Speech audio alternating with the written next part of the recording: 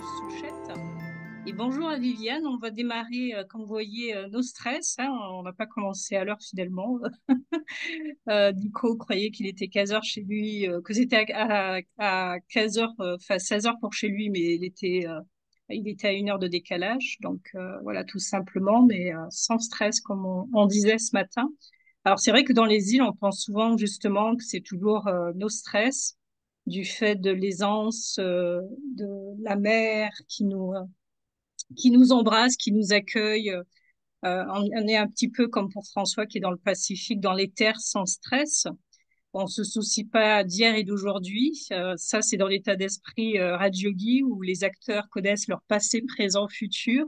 On regarde la beauté des paysages aussi dans les îles ou ailleurs et les couchers de soleil comme les levées du soleil. Là, les yeux deviennent comme rafraîchis, s'apaisent. L'esprit aussi s'apaise. Et puis, il y a la nature qui délivre sa beauté. Donc, si dans le cas du Raja Yoga, on est dans l'étude, c'est pour nous permettre d'avoir en fait ce bénéfice de créer un paysage justement beaucoup plus paisible à l'intérieur, d'amener plus de plaisir ou encore de créativité. Et donc, à ce moment-là, on est un petit peu plus sans souci. Alors, sans souci, j'ai bien dit, hein, S-A-N-S. En fait, quand on regarde le temps, les saisons, malgré tout, le temps aussi passe par des dégradations. On est dans la période cyclonique, hein, dans les îles. Les 5 éléments aussi passent par leur dégradation et la nature humaine aussi. Et donc, on passe par toutes ces phases où on peut avoir des fois des peurs, des moments d'agressivité. On est tous en fait à un moment ou à un autre pris dans une forme de stress. Donc ce matin, François, qui nous vient du Pacifique, comme je disais, va nous dire exactement où il est, va nous proposer quelques pratiques, va nous délivrer, nous révéler quelques secrets sur les méandres de l'esprit. Et dans tous les cas, sur les 2 samedis, il va nous délivrer dans différentes méthodes, des idées, des pensées. Mais le but, c'est que ça soit aussi sous forme de dialogue. C'est-à-dire qu'à tout moment, vous pouvez intervenir, que ce soit dans le chat, écrire ou converser, poser des questions, partager vos expériences. Donc vraiment sans hésitation, l'idée c'est que ça soit vraiment comme un dialogue. Et alors pour parler de François, c'est un vieux frère de longue date qui a réalisé de nombreux séminaires à travers le monde. Actuellement, dans le Pacifique, il continue à animer des ateliers de méditation, des cafés philo, des conférences. Il a 40 ans de pratique de méditation. On va pas dans la précision, on va dire plus d'une quarantaine d'années. Et où es-tu exactement là, François, justement? Eh bien, écoute, là, je suis basé à Tahiti depuis 3 ans. Et D'accord. puis, je fais régulièrement la navette avec la Nouvelle-Calédonie. Et là, Actuellement, ouais, c'est j'attends ça. juste, j'attends justement que les événements se calment en Calédonie pour y retourner. J'avais prévu de retourner le 15 octobre, mais c'est revenu au calme. Mais il y a un endroit où j'ai besoin d'aller, c'est ce qu'on appelle un endroit à côté de Nouméa, c'est le Mont d'Or. Et le Mont d'Or est à peu près à 20 km, 25 km de Nouméa. C'est un lieu résidentiel, c'est là où habitent mes amis. Mais la route du Mont d'Or est toujours fermée parce que c'est là D'accord. qu'il y a eu il y a eu le plus d'émeutes. Et encore la semaine dernière, il y a eu des fusillades et puis il y a un Kanak qui s'est fait descendre. Donc, j'attends que cette route soit nouveau ouverte pour que je puisse retourner. J'ai envie de retourner 5 semaines à Nouméa, puisque j'ai un groupe là-bas qui m'attend et on correspond comme ça par les réseaux. Les réseaux, Mais d'accord. Et bah, un ça peu bouge pas comme je mal fais aussi, voilà, comme tu comme, fais là. Mhm. oui, mais j'ai un problème avec les gens du Pacifique. Ils ne s'habituent pas ni à Zoom, ni à... J'ai Skype. Bon, Skype, on fait les dimanches matin des petits trucs, mais la majorité ne fonctionne pas avec ça. Mhm. D'accord. Le, Ben le, ici, le dans pro- les îles, c'est vrai que certains attendent aussi plus du présentiel, puisque les Zooms, Complètement. ben oui, c'est bien, mais ben, on a eu trop depuis le Covid, donc on a envie de voir les gens, de rencontrer les gens face à face. Et puisque tu dis que c'est ça ça. bouge pas mal, Nouvelle-Calédonie, je sais pas si vous avez suivi les actualités dans les îles, et particulièrement en Martinique. Guadeloupe est plus observatrice, même s'il y a eu des soulèvements plus des grèves. Mais en Martinique, Ouais. là, depuis 3 jours, il y a des tables rondes contre la vie chère. Et il y a eu des nuits incendiaires. Il y a eu déjà un mort, si c'est pas deux. Et donc des nuits très agitées en Martinique. Et, euh, et en Guadeloupe, pour l'instant, on va dire qu'on observe, c'est plus des grèves. Voilà. Donc voilà, ça bouge pas mal aussi dans le Pacifique et dans les îles. Et tu as fait aussi un tour en Inde, François, ces Ben, derniers mois. Tu as fait. oui, oui, bon, ben, j'essaye de rentrer en France tous les ans. Et de France, je vais toujours faire mon petit pèlerinage en L'enfance Inde. Donc, en je Inde. suis allé en Inde fin janvier, dans la saison la plus calme et la plus froide. Et je pense y retourner cette année fin mars. D'accord. Enfin, Alors, est-ce que tu peux nous dire début de, oui, vas-y. bah, je pense y retourner fin mars, donc en 2025. D'accord, ok, très bien. Alors, est-ce que tu peux nous dire comment a démarré ces séminaires sur le stress? Comment tu as mis en place ces programmes Oh, sur bah, le no écoutez, stress? là, vous m'avez obligé d'aller chercher loin dans mes mémoires, hein, parce que les premiers ateliers sur la gestion du stress, j'ai dû les faire il y a 20 ans. Donc, j'étais à Paris et j'ai fait les premières. Même, je travaillais avec Mike George à un moment donné. Et j'étais Je peux présenter assez. Mike George qui est à Londres. Qui est à Londres et qui a écrit pas mal de livres. Il avait fait un livre sur, je ne sais plus s'il a fait un livre sur la gestion du stress, je ne me rappelle plus. Mais en tout cas, j'ai entendu, je crois que c'était en Inde, une de ses présentations et j'ai beaucoup aimé. J'ai aimé la manière de l'aborder parce que le stress, je me suis dit, c'est pas évident d'en parler, un peu d'une manière technique. Et donc, on a eu de bonnes discussions avec Mike George parce que je trouve que c'était lui un peu le pionnier. Et donc après, bien sûr, j'ai fait ma propre étude, réflexion et j'ai préparé. Et donc, je l'ai fait à Paris seul pendant peut-être un an ou deux. Et ensuite, je me suis associé avec Salim. Alors Salim, qui est plus à Paris, je crois qu'il vit en Espagne maintenant. Salim était un maître tai chi, il me semble, ou tai chi ou un art martial. Et il faisait aussi la communication non violente. D'accord, la Donc, scène. on animait le séminaire gestion du stress à deux, donc euh, en résidentiel. Moi, je faisais la partie technique, donc à l'époque, il n'y avait pas d'ordinateur, je le fais avec des diapos. Et puis lui, il faisait la partie pratique. Donc, il faisait faire des mouvements aux gens pour leur faire découvrir le potentiel qu'on avait, qu'on connaissait pas, qu'on ignorait. Donc, je me souviens, il y avait des exercices hyper intéressants du style, je m'en souviens d'un tout de suite, c'est le tuyau d'arrosage. C'est-à-dire que tu soulèves ta main comme ça, tu la mets toute droite devant toi et tu pointes l'horizon. Et tu demandes à une autre personne de te baisser la main. Et bien sûr, la personne, elle appuie et puis la main va vers le sol. Et ensuite, on demande à la personne, maintenant, tu arroses l'horizon avec ton doigt et tu es complètement concentré sur l'horizon et sur le fait d'arroser l'horizon.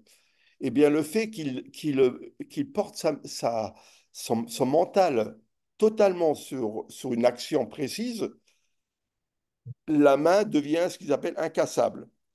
Eh bien, c'est incroyable, vous pouvez le faire entre vous.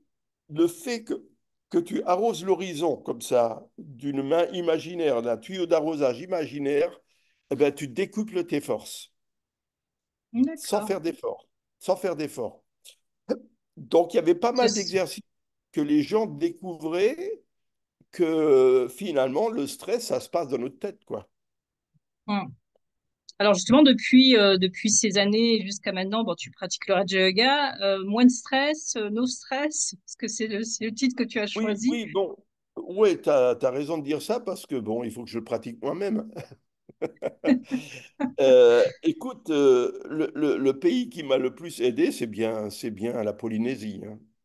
La Polynésie, c'est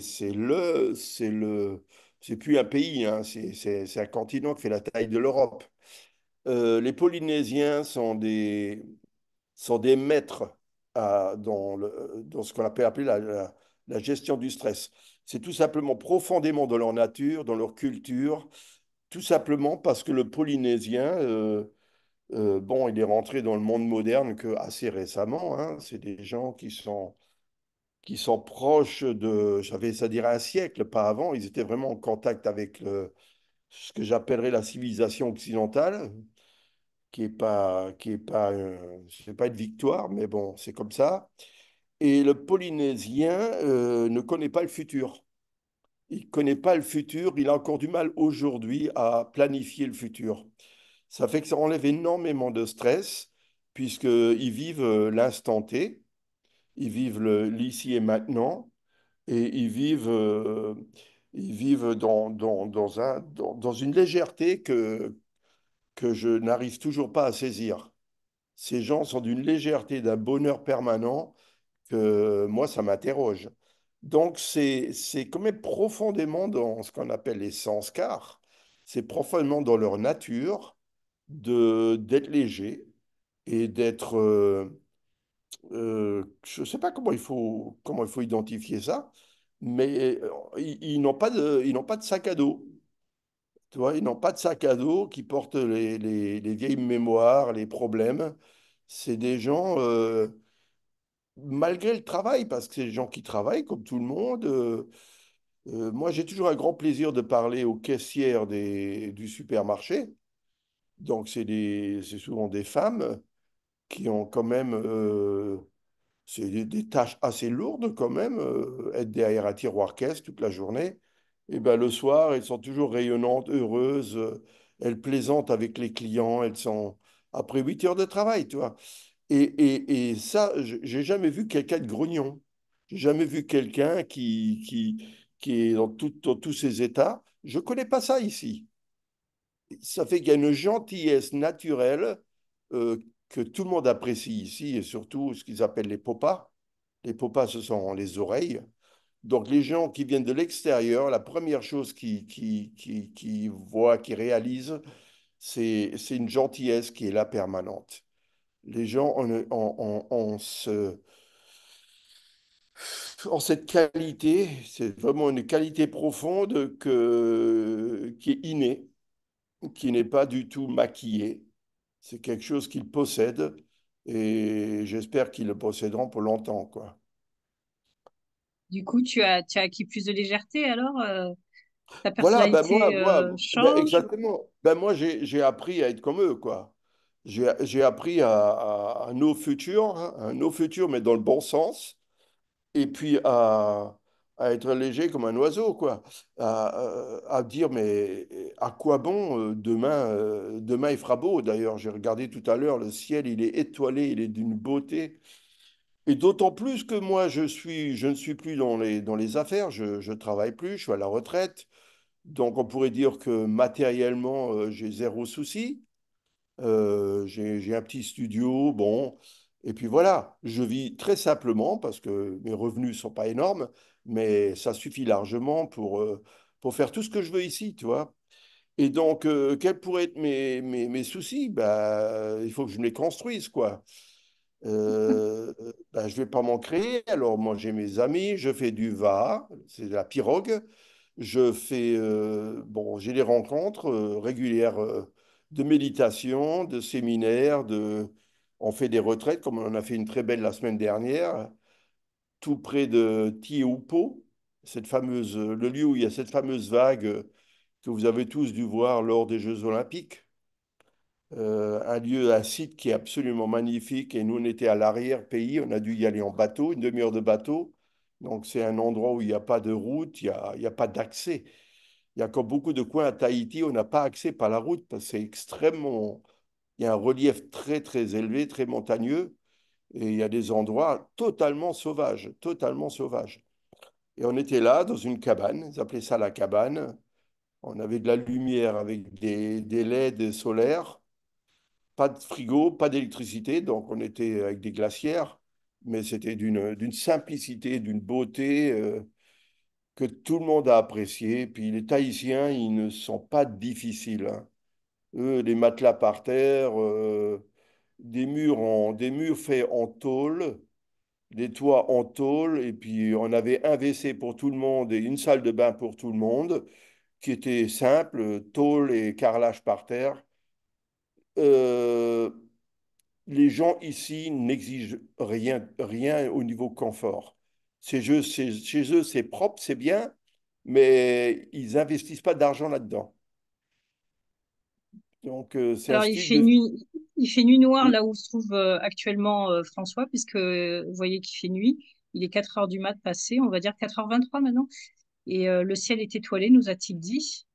Donc, Ouais, on est plongé dans ce Pacifique, voire dans les îles, qui a un peu comme dans les Antilles aussi, où et se souvenir peut-être justement des... Enfin, il y en a encore, hein, des maisons en tôle, etc. Mais de la vie simple, quoi, en fait. ouais, Et en même temps heureuse. Et on revient de plus en plus justement aux natures naturelles et beaucoup sur le fait d'utiliser eh bien toutes les plantes, tous les fruits. On a une richesse que nous donne la nature. Donc, voilà, il s'agit de la recevoir amplement et être plus dans l'accueil et la gratitude. C'est ouais. le terme actuel.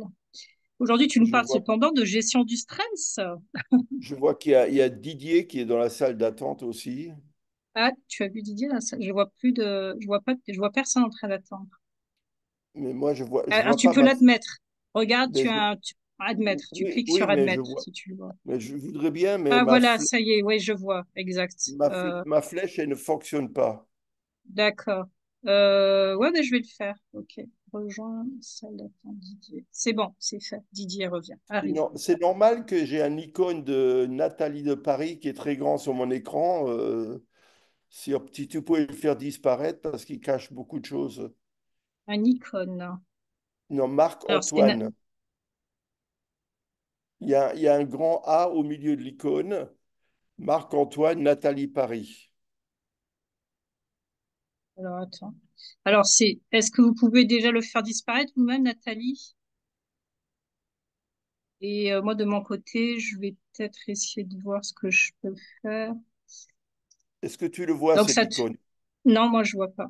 C'est un icône noir et au milieu de l'icône, il y a un chiffre A en bleu. Voilà, c'est parti. Merci. Ok, c'est bon. Ok.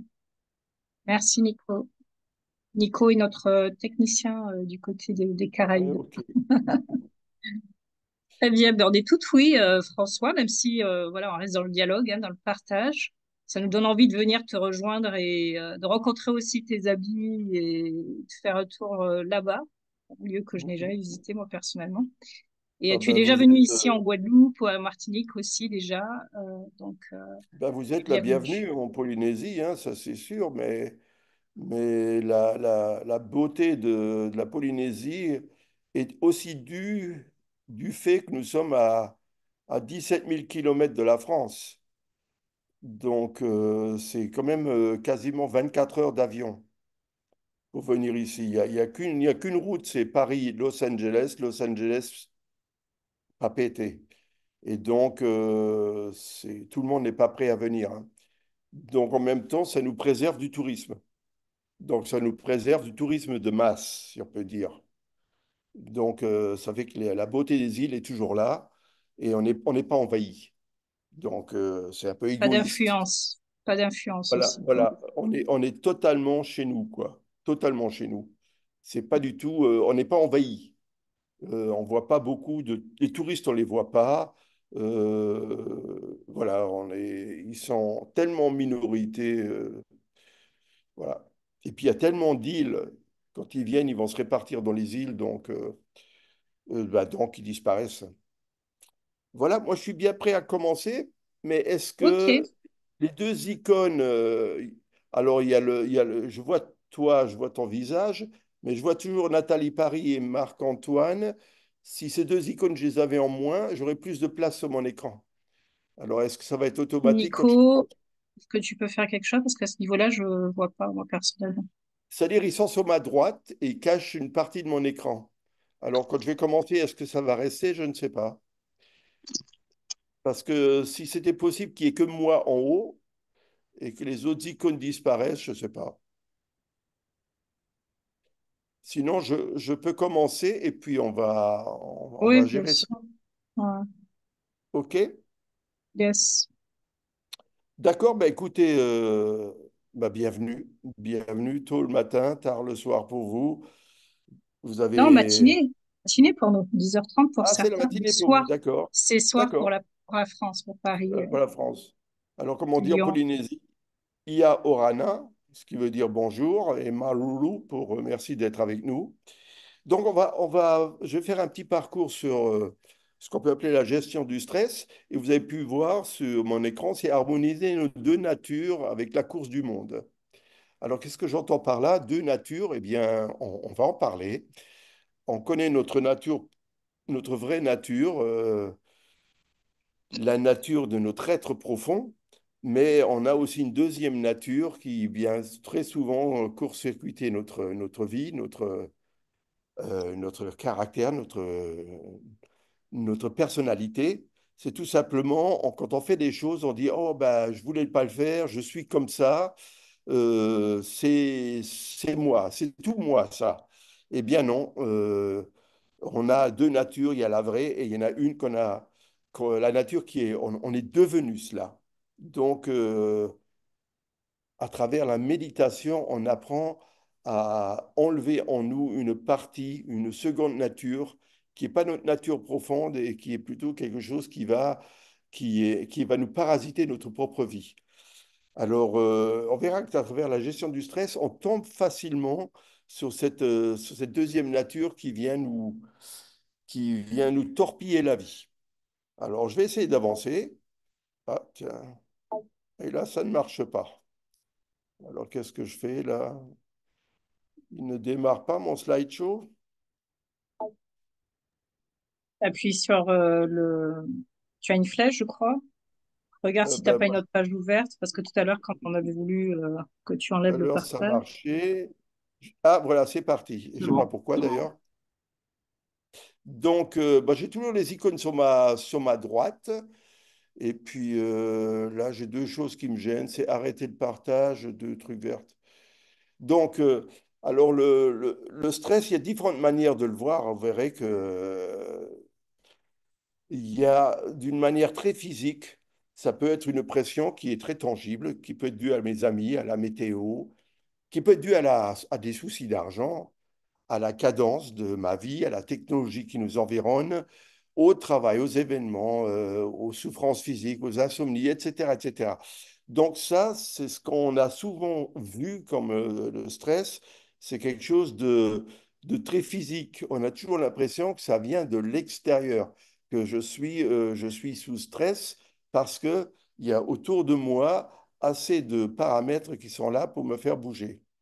Par contre, il y a d'autres stress.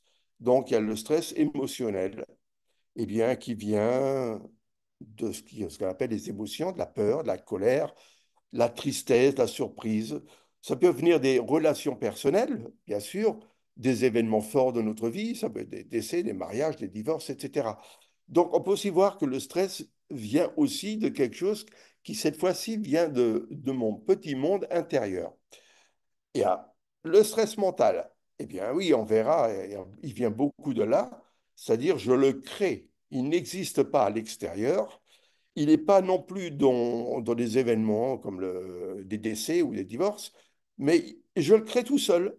Je le crée par la faiblesse de mes pensées. Et quand j'ai des pensées négatives, je crée un facteur de stress.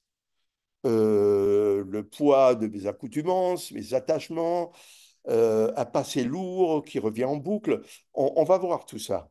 Donc là, on approche déjà un peu plus de la gestion du stress qui est maîtrisable, que je vais apprendre à contrôler.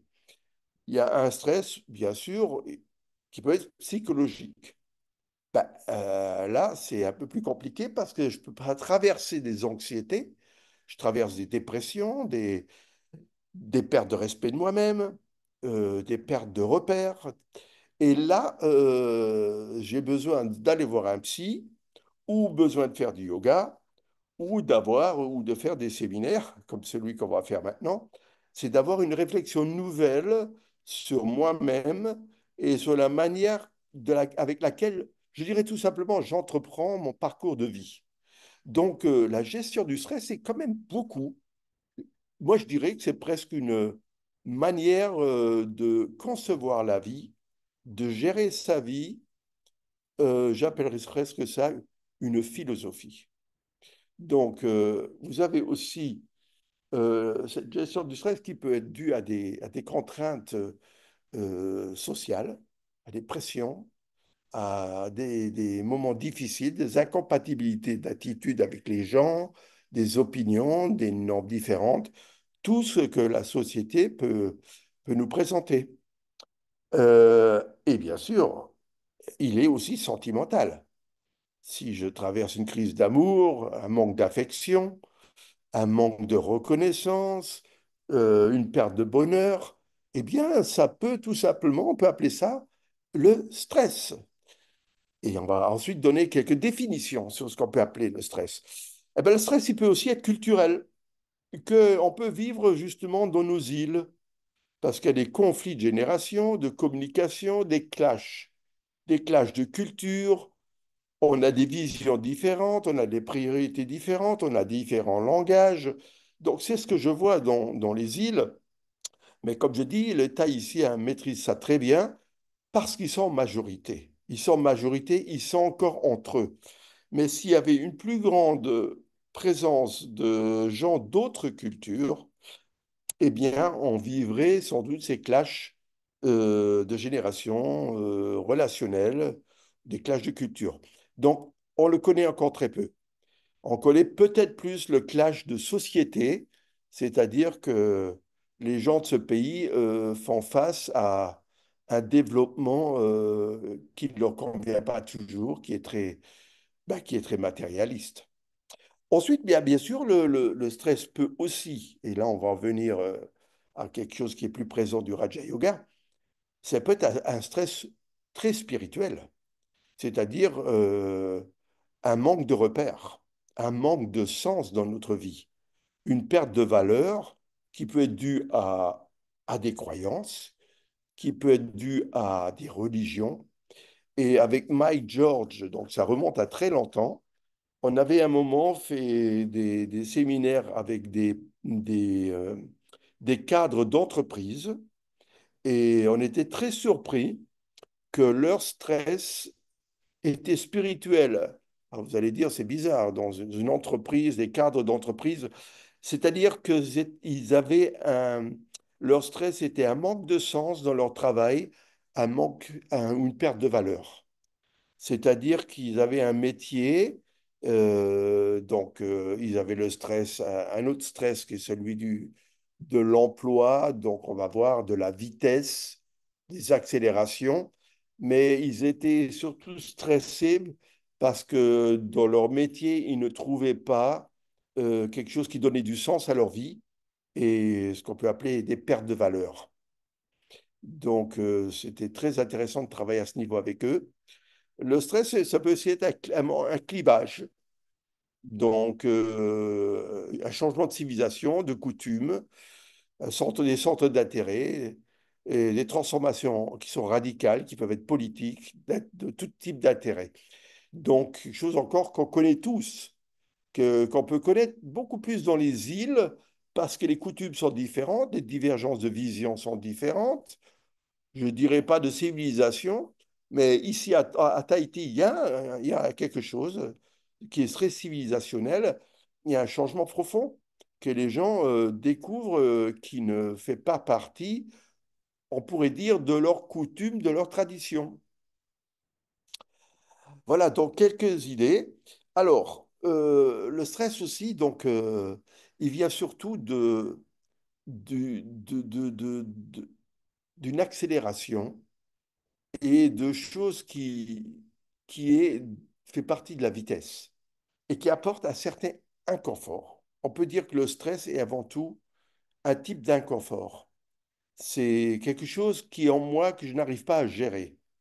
C'est quelque chose qui fait partie de changements en moi, qui fait partie d'une accélération qui est aussi exponentielle. Donc, je fais face à des changements rapides qui apportent un inconfort que je ne sais pas, à premier abord, que je ne sais pas gérer parce que c'est nouveau en moi. Qu'est-ce que tu Alors, entends par exponentiel, François? on y arrive. On y arrive tout de suite. Je vais donner un exemple extrêmement précis. Donc, je commence par l'iceberg que vous avez devant vous, avec ses flèches. Donc, on peut voir que le stress, c'est comme un iceberg. Donc, il y a une partie visible et une partie invisible. Alors, vous savez que dans un iceberg, il n'y a que un dixième qui est émergé, il y a 9 dixièmes de l'iceberg qui est immergé. Donc, dans l'iceberg, il y a des paramètres cachés. Donc, ce qui veut dire, dans la vie de tous les jours, il y a des choses qu'on ne voit pas et qui vont créer du stress. Et donc, c'est exactement comme l'iceberg.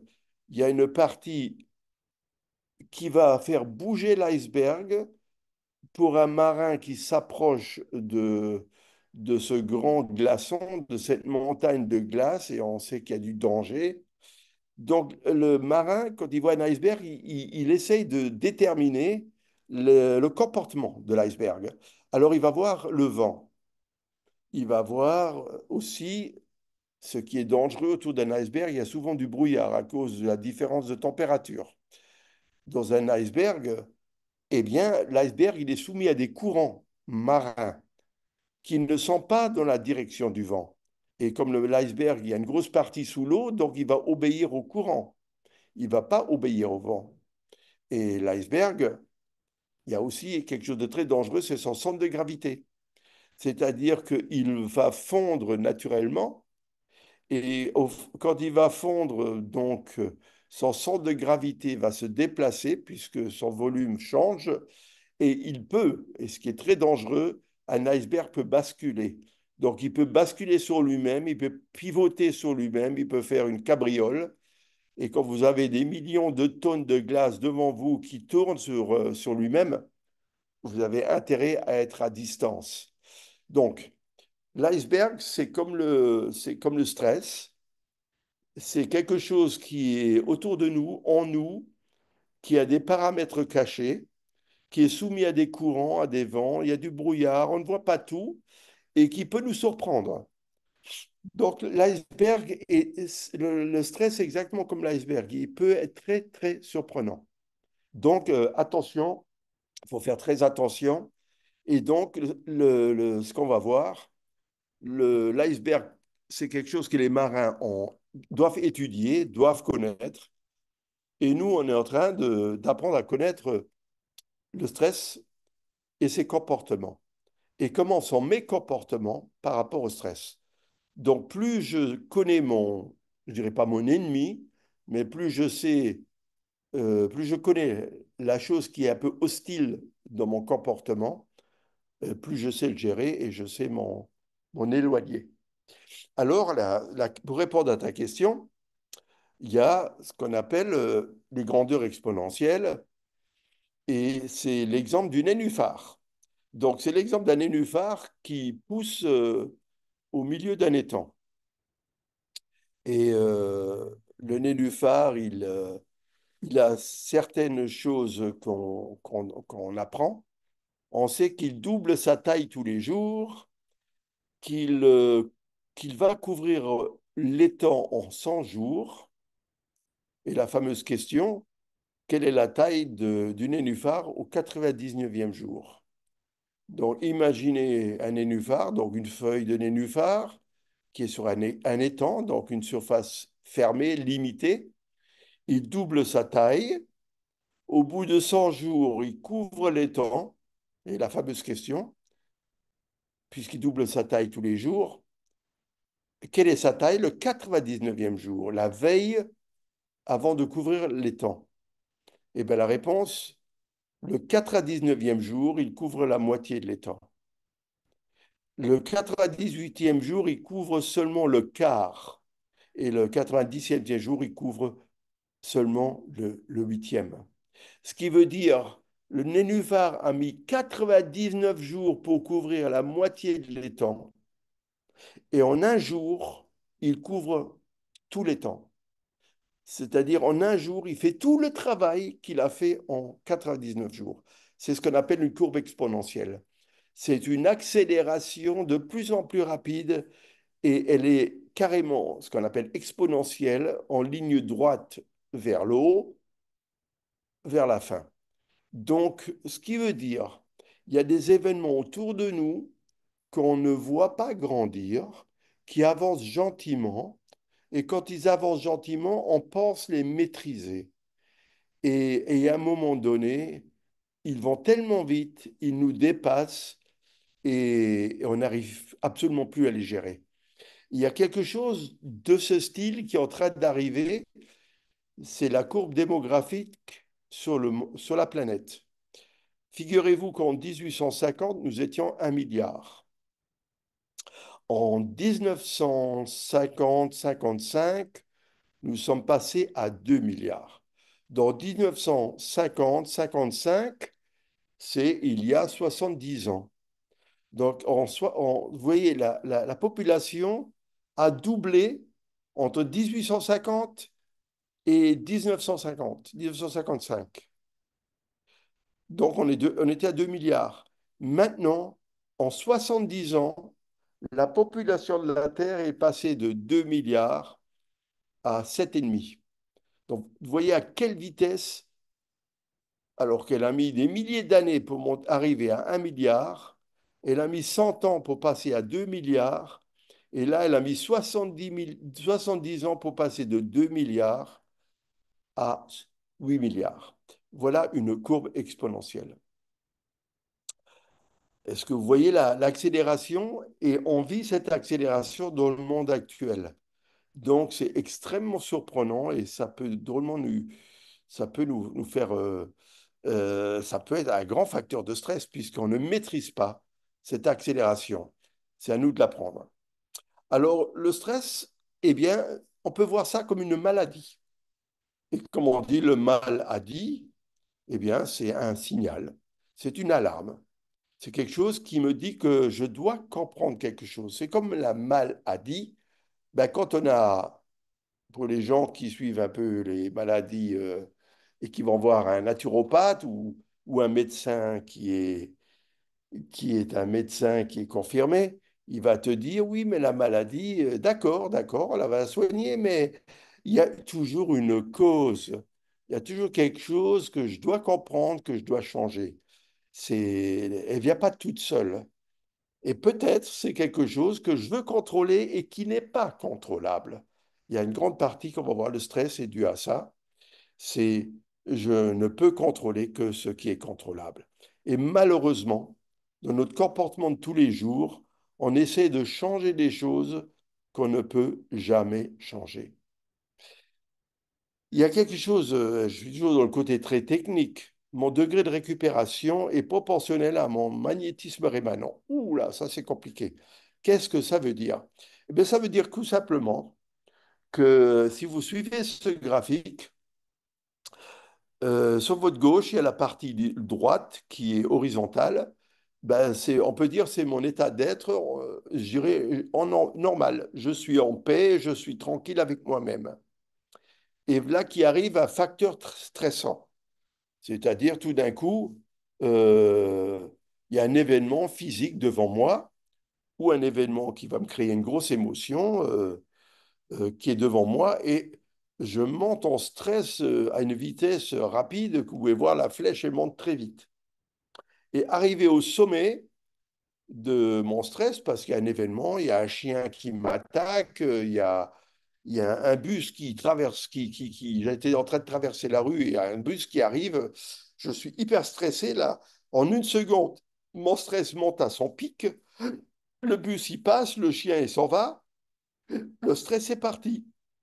Mais il y a ce qu'on appelle l'effet rémanent. Le stress va diminuer tout doucement, tout doucement. Donc, C'est pas parce que le chien est parti que le stress est parti. Alors, ça dépend de chacun d'entre nous. Le stress va tout doucement, et ça peut durer 10 minutes, ça peut durer une demi-heure. Il y a des causes de stress qui sont très, très fortes, et il me faut parfois, comme certaines colères, si j'ai piqué des pointes de colère pour X choses, eh bien, l'effet stressant peut durer 3 heures, 4 heures, parce que je suis encore sous l'effet de cette colère qui dure. Et ce qui est terrible, je peux descendre doucement pour retrouver ma paix normale, mais dans cette descente, il y a un autre facteur de stress qui peut venir et je remonte dans le pic.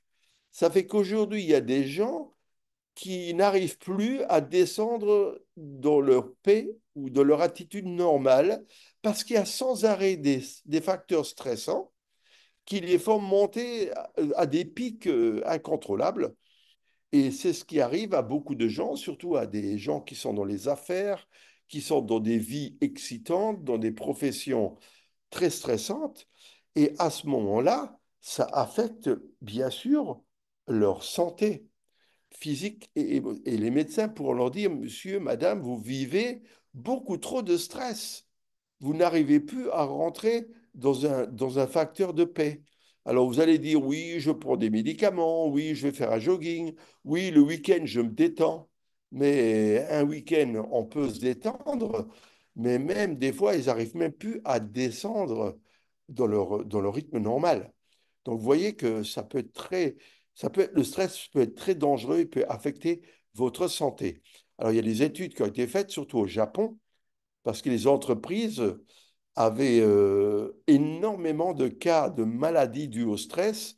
Et bien sûr, donc, ils avaient des taux d'absence énormes dans leur société, donc, qui créaient donc, bien sûr un vrai facteur de stress à la société, donc au bon fonctionnement de l'entreprise, mais aussi à des décès. Il y a des gens qui décèdent à cause du stress. Alors, alors on va voir que le stress répond à quelque chose qui est expérimenté dans l'industrie. Eh bien, dans l'industrie, on met les les produits que l'on fabrique, on les met sous contrainte. Donc, il y a toutes sortes de contraintes quand vous fabriquez un produit, une pièce de machine, par exemple, ou un emballage, ou peu importe. On le teste. Donc, on le met sous contrainte mécanique, chimique, électrique, magnétique, etc. Alors, pourquoi on met des produits que l'on fabrique? Eh bien, on veut voir s'il est résistant, s'il est résilient, comment il réagit, parce que c'est un produit qu'on le veut solide, on veut l'expérimenter dans la vie de tous les jours, et donc on le met sous facteur de stress. Et c'est ce qui nous arrive nous aussi. Nous sommes, comme dans l'industrie, nous sommes aussi par le monde qui nous entoure. On est dans un monde en accélération, dans un monde qui est dans un changement exponentiel. On est un peu comme ces pièces dans les usines qui sont mises sous stress, comme si la société, comme si le monde, il voulait nous expérimenter, il voulait voir, connaître notre résilience. Et c'est un peu un facteur de chance, c'est-à-dire, si nous vivions dans un monde de paix de bisounours, eh ben, on ne serait pas sous stress. Mais en même temps, nous serions aussi des êtres faibles. Alors, comme disent les stoïciens, quand on vit dans un monde facile, ça crée des gens faibles. Quand on vit dans un monde fort, on crée des gens forts. Et quand on vit dans un monde fort, l'environnement peut devenir maîtrisé. Donc, nous vivons dans un monde de stress. Si nous sommes faibles, ça nous oblige à devenir forts. Donc, ce monde-là, il nous met, il nous met automatiquement face à des réactions. Et ces réactions, elles sont malheureusement, ou heureusement, pas comme on veut, qui sont proportionnelles au degré d'ignorance ou d'imperfection. Ce qui veut dire, si je ne connais pas les facteurs de stress, si je ne suis pas fort, si je n'ai pas de connaissance du monde dans lequel je vis, je vais stresser. Si je suis avec un manque de connaissances, donc une certaine imperfection, eh bien, comme on dit, un homme averti en vaut deux. Ben, si je suis averti, je vais être beaucoup plus fort. Donc, on peut dire que si j'étais sage, je n'aurais pas de réaction. Eh bien oui, le sage, il sait. Le sage, il sait dans le monde dans lequel il vit. Le sage, ben, il a beaucoup d'informations. C'est quelque part quelqu'un, comme ils disent en anglais, il dira nothing new, il n'y a rien de neuf. Pourquoi stresser? Mais c'est normal. C'est ce qu'on dit, c'est un héros. Et pourquoi? Et c'est un héros parce que zéro réaction. Il dit zéro, il ne bouge pas, il est paisible, il dit, bah oui, pourquoi vous énerver? Pourquoi aller dans tous vos états? C'est la vie, c'est la vie. Donc, on peut se poser la question, bah oui, alors pourquoi le sage, il ne stresse pas? Pourquoi? Qu'est-ce qu'il a de plus que moi? Qu'est-ce que le sage a compris? Eh bien, tout simplement, premièrement, on ne change pas les autres. Regardez-vous, regardez dans votre vie de tous les jours le nombre de fois que vous perdez votre état de paix, que vous perdez votre attitude tranquille, que vous montez sur vos chevaux, parce que vous voulez que l'autre soit différent. Vous voulez que l'autre il change, il soit différent. Vous voulez que la société soit comme ci, comme cela. On ne change pas les autres, on ne change pas la météo, on ne change pas la vie. On ne va pas arrêter une file d'attente. Vous n'avez pas le choix. Vous faites la queue. Et chaque fois que vous voulez transgresser une loi, vous voulez transgresser une file d'attente, vous allez voir la réaction des gens autour de vous. Donc le sage, il sait que la vie, il y a des facteurs dans la vie qu'on ne peut pas changer. On ne peut pas changer notre société. Alors vous allez dire, ben François, on est là pour changer notre société. Oui, mais on change la société, mais peut-être il faut que je change avant. Donc ce n'est pas, je ne vais pas changer la société comme ça. J'ai d'abord un travail à faire sur soi-même. Donc vous connaissez tous l'adage, change-toi et tu changeras le monde. Ce n'est pas en changeant le monde que je vais me changer. Donc, on a un travail à faire sur nous-mêmes, ce qui explique, c'est l'essence de cette présentation. Gérer le stress, c'est avant tout comprendre que je ne changerai pas le monde, je ne change pas les autres, mais je vais me changer. Et si je change, je vais bien sûr pas changer le monde, je vais changer le monde autour de moi. Et si je change autour de moi, je vais changer le monde où je vais faire ma part. Je vais faire, donc, comme répond ce petit adage, cette citation, je pense globalement, c'est-à-dire je pense à améliorer le monde. Bien sûr, on veut changer ce monde, mais il faut agir localement. Je pense globalement, j'agis localement. Comme disait Pierre Rabhi, je fais ma part. Le colibri, vous connaissez un peu son histoire, il peut pas éteindre l'incendie, mais il apporte ses gouttes d'eau pour changer, pour apporter sa part à l'incendie. Comme on dit, charité bien ordonnée, eh bien, ça commence par soi-même. Ne cherchons pas à changer les autres. D'abord, change-toi et tu pourras et tu seras en possibilité de changer l'autre. Tout ça pour dire que le stress, ce n'est pas un phénomène, c'est une attitude, c'est un mode de pensée. Alors, on croit toujours que le stress vient de l'extérieur. Eh bien, non. Le stress c'est la vie, c'est le monde. C'est pas parce qu'il va pleuvoir que je vais stresser. C'est pas parce qu'il y a du bruit dans la rue. C'est pas parce que le chien, il aboie ou que je suis avec une personne qui a un caractère exécrable. Ça, ce sont des phénomènes. Mais c'est comment je me comporte face à ces phénomènes. Donc, le stress, c'est une attitude et je dirais c'est un mode de pensée. Alors, chacun va réagir d'une façon différente face au même événement. Ce qui veut dire que on vit la même chose et à côté de toi, il y a des gens qui vivent le même événement que vous, qui vont être tranquilles, paisibles, qui ne vont pas bouger et vous, vous êtes dans tous vos états. Quelle est la différence? C'est pas l'événement, c'est comment vous gérez l'événement. Donc, le stress, et on va le développer, il faut bien comprendre, c'est quelque chose au profond de moi que je dois changer. Et il y a des années, alors je ne sais pas comment c'est aujourd'hui, les gens dépensaient énormément d'argent dans les antidépresseurs parce qu'ils pensaient vraiment en prenant un petit médicament, une petite pilule, en faisant un jogging le matin, que ça va changer mon stress. Ça va apporter des petits résultats de courte durée.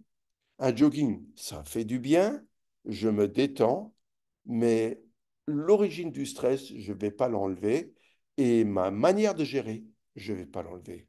Donc il faut que je change mon regard, il faut que je change ma vision sur ma vie. C'est ce que j'appelle, il faut que je change peut-être de philosophie. Il faut que je change mon attitude. Et c'est ce que les gens m'ont aidé à faire ici en Polynésie. J'ai pas, pardon, je n'ai pas changé. Je ne vais pas changer la Polynésie, mais ils m'ont aidé à aborder la vie différemment. Et c'est là, merci aux Polynésiens, merci à ce peuple qui m'a apporté une vision différente de la vie, une philosophie différente, eh ben, qui m'a dit, comme disent les Suisses, il n'y a pas le feu au lac. Donc, j'apprends à comprendre, ben, peut-être vous le faites et j'espère. Je ne vais pas attendre la fin de mes jours pour me retourner sur mon parcours de vie et me dire, eh bien, si j'avais su, j'aurais fait autrement. Si j'avais su, j'aurais pas pris la vie avec autant d'intérêt, avec autant d'angoisse. La vie est un voyage. La vie est un passage sur Terre. La vie, je devrais la prendre avec beaucoup d'aisance et de savoir que, ben, malgré tout, c'est un voyage génial. Et c'est ce qu'on apprend surtout quand on pratique la méditation. On donne à son existence une, une autre définition. Donc le stress n'est plus ni moins, un voyant rouge qui s'allume sur le tableau de bord de ma conscience. Donc le stress est en train de me dire, si je vois le voyant rouge qui me dit, écoute, là, tu n'es pas en adéquation avec la raison d'être, avec ta raison d'être sur cette terre. Ta manière de vivre n'est pas bonne. La manière de vivre avec toi-même n'est pas bonne. Il faut que tu apprennes à vivre différemment avec toi-même, avec les autres personnes autour de toi, avec la nature, avec le monde autour de toi. Personne n'est mauvais, personne n'est parfait, mais réapprends à revivre différemment. Donc, c'est la grande leçon de la gestion du stress. Donc, ce que j'ai dit tout à l'heure, le stress, c'est peut-être tout simplement un mal, une souffrance, une peine qui vient de me dire que je dois changer mon regard, je dois changer quelque chose, ou alors je dois comprendre quelque chose. Je dois comprendre que quelque chose sur un facteur que beaucoup de gens, que beaucoup de businessmen pensaient que le stress, c'est rien d'autre qu'un manque de gestion du temps. Eh bien, c'est très, très faux. Le temps fait partie de la gestion du stress parce qu'on pense maîtriser les autres, on pense maîtriser le business, mais pas le temps. Quand je parle du temps, c'est parce que les gens veulent gagner du temps. Les gens veulent accélérer le temps. Les gens, bien sûr, ne veulent pas perdre de temps. Parfois, ils veulent même tuer le temps. Ah, ils disent, c'est le temps qui me stresse. Absolument pas. Le temps est relatif. Le temps, il fait tout simplement son parcours. Le temps, vous le savez bien, le temps fait partie de quelque chose qui, qui a changé dans notre vie depuis le jour où on s'est dit, où quelqu'un a eu cette grande idée de dire que time is money. Ça veut dire quoi, time is money? Eh bien, on a donné au temps une nouvelle définition. On a confondu le temps et la vitesse. On a confondu la vitesse et précipitation. On a oublié que la nature a sa vitesse. On a oublié que la nature, que la vie a un cycle. Donc, on a oublié qu'il y a quelque chose de naturel, que le temps est quelque chose que je ne peux pas changer, que le temps, c'est un rythme, que le temps, que la vie suit un rythme. Alors, la vraie question, peut-on changer le rythme de vie? Ou faut-il changer le rythme de vie? Ce qui veut dire que chaque fois que je suis stressé, je transgresse une loi profonde. Je transgresse le rythme de vie. Je transgresse quelque chose qui est profondément naturel. Est-ce qu'on peut changer les marées? Est-ce que je peux changer les saisons? Est-ce que je peux changer le cycle astronomique, la rotation de la Terre, la levée du soleil? D'ailleurs, je vois que le soleil se lève derrière moi. Vous voyez un peu, c'est très joli d'ailleurs, je vois dans mon écran. Eh bien non, je ne peux pas changer le monde autour de moi. Et donc, il faut que je réapprenne à donner du temps au temps. Il faut que je réapprenne à rentrer dans la nature, à vivre avec la nature et peut-être à vivre avec la nature profonde. Et que nous disait Albert Einstein, qui était le premier à nous avoir parlé de la relativité du temps? Alors bien sûr, lui parlait de la relativité du temps sur son aspect physique, mais il avait dit quand même quelque chose de très intéressant pour faire comprendre que le temps est relatif. Il disait, quand vous êtes assis sur une plaque chaude pendant une seconde, eh bien, ça semble être une éternité. Mais par contre, que vous passez une heure avec une jeune belle fille, ça semblerait être 3 secondes. Donc la gestion du temps, c'est comment je perçois le temps. Quelle est la relativité que je donne au temps? Ce qui est tout simplement dire, quand je souffre, le temps est très long. Alors quand je suis dans un grand bonheur, eh bien le temps peut être très court. Et vous savez très bien, quand vous êtes au cinéma, vous regardez un beau film, eh bien un film dure 1 heure et demie, eh bien vous dites déjà fini. 1 heure et demie sans passer si vite. Alors que quand vous êtes sous la pluie à attendre le bus dans le froid, eh bien le temps semble très long. Eh bien, ça nous emmène tout de suite. Ça va, vous suivez c'est OK? Vous m'entendez d'abord? Je parle pas dans le vide, j'espère. Hello, hello. Vous avez tous coupé vos micros, c'est pour ça? Tout se passe bien, on t'entend très bien. Et il y a des réactions dans le chat que tu dois pouvoir lire normalement qui apparaissent. Annette qui dit Non, très intéressant. Annette dit que je, c'est très intéressant. Et Nathalie dit oui, on entend. non, je vois rien. Je vois pas de. J'ai toujours les icônes sur ma droite, ils n'ont jamais disparu. Il n'y a pas une petite croix où tu peux cliquer dessus pour les enlever quand tu Mais malheureusement, passes la souris dessus. Y a non, mais pas... le problème, ma souris ne répond pas. Parce que c'est un Ma partage souris. d'écran, François, je pense. Je m'excuse, c'est parce que tu es en partage d'écran. Quand tu arrêteras le Ah, partage, tu pourras voir les chats, etc. et alors, Je qu'est-ce que je fais? suppose, hein. Qu'est-ce Ben, que je fais? s'il y a des Je messages, vais sur- on te les transmet, mais sinon, il faut rien faire. Est-ce que si je vais sur Escape, Normalement, tu peux voir les chats, même si tu es en partage d'écran, mais je peux te le partager, hein, ce qui est dit, ou bien les non, mais personnes peuvent lever la main s'ils veulent j'ai s'exprimer. une, j'ai une question. Si je fais échappe, est-ce que ça va disparaître? Tu vas quitter ton PowerPoint que tu pourras reprendre après, mais Mais ça va limite, pas enlever les icônes. pas Bon, bah, c'est forcément, pas non. grave. On Reste comme continue ça, comme ouais. ça. Parfait. Mais alors, Béatrice, les remarques, je sais pas comment tu vas me les faire apparaître.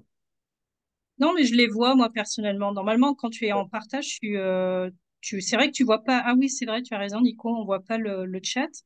Mais par contre, si Je- quelqu'un lève la main, normalement, on devrait le voir. Mais je peux te D'accord. Bah, écoute, partager ce qui est dit. Daniel a dit qu'on entend très bien. On attend la suite. d'accord. Alors, François, oui. François, bonjour. Ouais, c'est Florence de Wainé. Salut. Euh, tu disais, tu n'as pas accès à ta souris parce qu'en fait, tu as plein de petites icônes à droite à gauche de tes différents écrans qui te permettent justement de moduler l'apparence en fait de ton écran. Donc, j'ai mis un message sur le chat il y a une demi-heure là pour te dire ça, mais si tu le vois pas forcément, tu sais passer à la trappe. Euh, Par exemple, pour accéder au chat, si ta souris fonctionne, en bas de ton écran principal, tu as sur la gauche, audio, vidéo, et ensuite au milieu, participants, chat, réagir, lever la main, Oui, mais partager. T'as pas? Florence, j'ai pas de souris, c'est ça mon problème. Ah, ok, ok. Bon, parce que sur J'ai pas de les souris. fenêtres qui te gênent, tu as une icône, mais alors du coup, sans souris, je pense pas que tu puisses y Ben accéder. non, C'est sans une petite souris, icône voilà. qui a un tiret, et si tu cliques sur le tiret, bah, tu vois plus toutes ces icônes qui te gênent. Ouais. Ouais. Je sais Eh pas ben si oui. quelqu'un peut prendre, Nico par exemple, je Si sais pas si quelqu'un tu a peux la main, prendre parce que ouais, la main sur. moi je peux même pas arrêter le partage puisque j'ai pas d'icône, puisque j'ai pas de Ouais. souris. Si ça te dérange Peut-être pas que trop, Béatrice ou Nico, vous avez accès à l'écran non, de François? non, Non? Ok. non, non, non, on peut rien faire. Si ça te dérange pas Bon, trop, mais François, on écoutez, continue comme ça. je continue, ouais, ouais, ok. Ben écoutez, ok, Florence, déjà bonjour, c'est là. Donc Ouais, salut. Florence, elle vient de Wainé. Si tu es à Wainé là, Ouais, ouais, ouais. ben voilà pour pour vous des Antilles, Wainé veut peut-être rien dire. C'est une perle dans le Wainé, Pacifique. C'est une magnifique île dans le Pacifique viens, viens, qui mais fait partie viens. des îles sous le vent. Mais on s'intéresse. Alors, je continue. Alors, la loi du contrôle, qu'est-ce qu'elle nous dit? Que plus je cherche à contrôler, moins j'influence. Ce qui veut tout simplement dire, moins je contrôle, plus j'influence. Et malheureusement, dans notre vie, on fait trop souvent ça. Quand on n'est pas content d'une attitude de quelqu'un, quand on n'est pas content de l'environnement, eh bien, on veut contrôler. On a surtout les Occidentaux, ont très l'habitude de ne pas dire Inch'Allah, le fameux mot qu'on trouve beaucoup chez les Arabes, Inch'Allah, ce qui veut dire c'est la vie, c'est la vie, c'est comme ça. On est toujours en train de vouloir contrôler les autres, le caractère des autres, le, le fonctionnement du monde, etc. Plus je contrôle, moins j'influence. Ça veut dire que si je veux influencer, eh bien, il n'y a qu'une manière, c'est d'être un exemple. Donc, si je veux influencer, il faut que je sois un exemple. C'est la seule manière. Et c'est ce que disait d'ailleurs Albert Schweitzer. Albert Schweitzer, dans son livre, qui est le fameux médecin, c'est vrai qu'aujourd'hui, on ne parle plus beaucoup d'Albert Schweitzer, qui était un prix Nobel de la paix, qui était un médecin au Congo, en Afrique, eh ben, qui était un enseignant. Il disait, en termes d'éducation, il a dit, il n'y a rien qui marche. Eh bien, il n'y a qu'une chose qui marche, c'est d'être un exemple. Voilà. Alors, on peut se poser la question, suis-je devenu un consommateur qui déambule dans les allées du supermarché des relations humaines? Hein, une belle phrase. Eh bien, on peut se poser la question parce que nous sommes tous dans un supermarché des relations humaines. Alors, on est là avec notre caddie et puis on fait du shopping à droite et à gauche, on prend des choses à droite et à gauche, on veut des choses des uns et des autres. C'est comme si on faisait du shopping. Eh bien, on oublie des fois que la vie a ses secrets, que la vie a sa beauté, et peut-être avant de faire du shopping, avant d'attendre des autres, eh bien, je n'ai rien à attendre de personne, je suis un maître créateur. Je suis libre. J'ai tellement de possibilités avant de faire mon shopping. Je peux tout faire. Je suis responsable de ma vie. Et plus je suis responsable de ma vie, moins je suis sous influence des autres, moins j'attends des autres. Eh bien, automatiquement, je comprends peut-être que je suis dans un monde où tout est manufacturé. Et quand on est dans ce monde-là, on a tendance un peu de devenir un peu absent, apathique, et que je ne prends pas toujours ma vie en main pour certaines raisons. Eh bien, on va en voir certaines. Qu'est-ce que veut dire de vivre dans un monde où tout est manufacturé, où tout est quelque part facile, où tout est à portée de main, et ce qui n'existait pas il y a encore pardon, quelques décennies? Eh bien, on est entré dans un monde du prêt-à-porter, alors qu'avant, on faisait tout sur mesure. On est rentré dans un monde où on veut un prêt à emporter. C'est-à-dire qu'on veut que les plats soient cuisinés, conditionnés. On veut que, quelque part, un bonheur prêt à l'emploi. Puisqu'on a pris l'habitude d'avoir tout sous emballage, tout cellophane, que tout est là. Il suffit d'un clic et on vous l'apporte à domicile maintenant. C'est comme le prêt-à-porter qui avant n'existait pas, puisqu'on faisait faire ses habits chez le tailleur. Maintenant, on ne va plus chez le tailleur, on va au magasin. Eh bien, on veut le prêt à aimer. Eh bien, le prêt à aimer, c'est-à-dire que on nous met dans un monde de love story ou un monde de top modèle où on nous fait croire que pour aimer, bah, il suffit d'ouvrir ton magazine ou d'aller dans certains, tu vas voir certains films, eh bien, tu rentres dans le prêt à me distraire, les films, les Netflix, etc. Donc, on a pris l'habitude qu'on gère notre vie. C'est aussi le monde où, tiens, il y a des remarques ou je sais pas, j'entends. Non, Le c'était monde juste un où micro prêt ouvert. à... Ah, d'accord. Dans un monde du prêt à croire, du prêt à espérer, dans un monde où peut-être il y a une religion qui va faire ça, une technique de yoga. Comme on dit, bah, tu veux Dieu, tu veux le paradis sans confession, tu aimerais un monde parfait. Mais malheureusement, ce n'est pas tout à fait comme ça. Mais ça, c'est le monde où tout est manufacturé qui donne aussi une certaine paresse. On est dans un monde de paresse où j'ai besoin de créer, où j'ai besoin de faire certains efforts pour obtenir des choses. Et malheureusement, quand on voit notre jeunesse, on peut se poser la question, est-ce qu'ils ne sont pas quelque part conditionnés à un prêt, le prêt à la distraction, le prêt à aimer, le prêt le bonheur? On croit que tout s'achète, que tout s'obtient dans un clic. Eh bien, malheureusement, si on a perdu l'habitude d'admirer la beauté autour de nous, si on a perdu l'habitude d'être dans la gratitude, attendez-vous à connaître des grands stress. Parce que tout ne va pas se passer dans votre vie d'une manière aussi facile. Alors, je vous laisse lire un peu de ces phrases de Bergson. Et malheureusement, je ne vois pas la première ligne qui est cachée. Peut-être tu peux le lire. Moi, je vois que qu'on est rentré dans un système où certaines gens ont eu cette chance d'avoir un système immunitaire spirituel qui, tôt ou tard, rejette la vision illusoire de ce monde qui leur a été greffé depuis la naissance jusqu'au conditionnement social. Ils commencent à sortir, ils commencent à sentir que quelque chose est mal et apparaît alors la recherche de réponses. La connaissance intérieure et les expériences extérieures anormales leur montrent à côté de la réalité que les autres ignorent et commencent ainsi leur voyage vers l'éveil. Chaque étape du voyage est faite en suivant le cœur au lieu de suivre la foule en choisissant la connaissance et non les voiles de l'ignorance.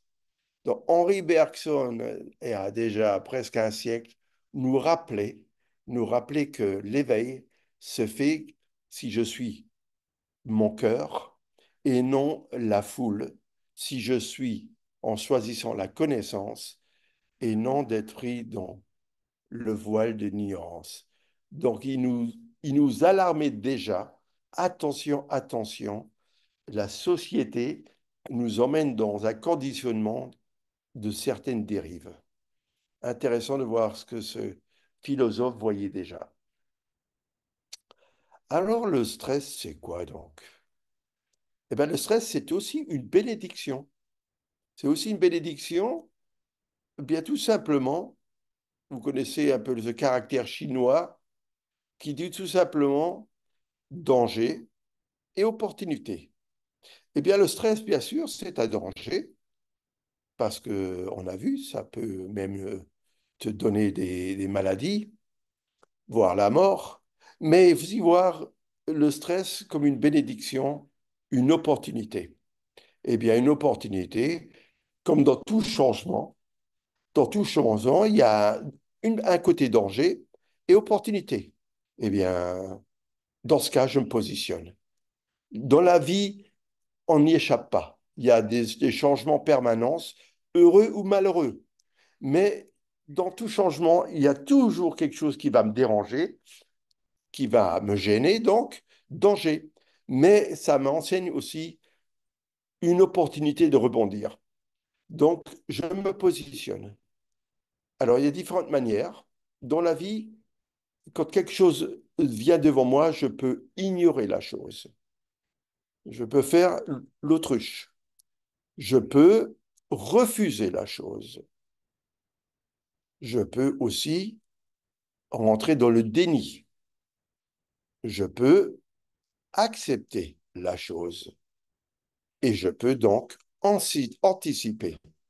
Et donc, c'est la dernière ou les deux dernières parties qui sont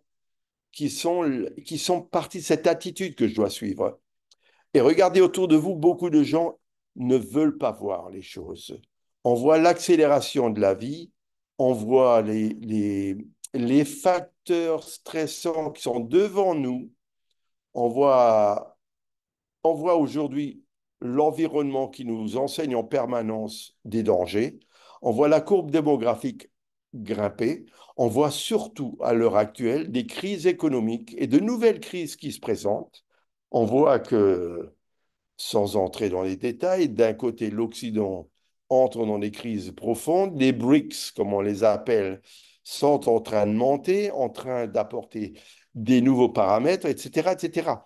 Donc, si je ne suis pas dans le déni, j'accepte que le monde change, j'accepte que le monde occidental est dans un basculement et que la face du monde change parce qu'on est dans un monde holistique, systémique, ça ce sont des facteurs aussi. Donc j'apprends à anticiper ce qui revient, j'étudie, j'essaie de comprendre, j'anticipe, donc je m'adapte. Donc, je m'adapte et donc j'apprends beaucoup de choses. Et si j'apprends des choses, je grandis, je deviens plus sage que des opportunités. Donc, alors là, je sais que Florence va rire, elle est avec son compagnon sur un bateau. Eh bien, il n'y a pas de vent contraire à un bon marin. Ce qui veut dire quoi? S'il n'y a pas de vent contraire, le marin, il ajuste ses voiles sans perdre le cap. Eh bien oui, le marin, il va pas pester contre les vents contraires. Au contraire, il prend les opportunités. Il n'y a pas de vent contraire pour un marin. Il ajuste les voiles. Il perd pas son cap, tout simplement. Comme vous connaissez ça aussi, dans les Antilles, on est en sécurité au cœur du cyclone. C'est-à-dire, on a compris que les événements autour de nous semblent contraires, mais que les événements autour de nous sont quelque part là pour nous enseigner quelque chose, mais que je peux m'appuyer sur les événements qui m'enseignent quelque chose, que je dois m'ajuster, changer mes comportements, et à partir de là, je reste sur mon cap et j'utilise, comme en judo, j'utilise la force contraire, la force de l'autre, pas pour le mettre par terre. C'est aussi simple que ça.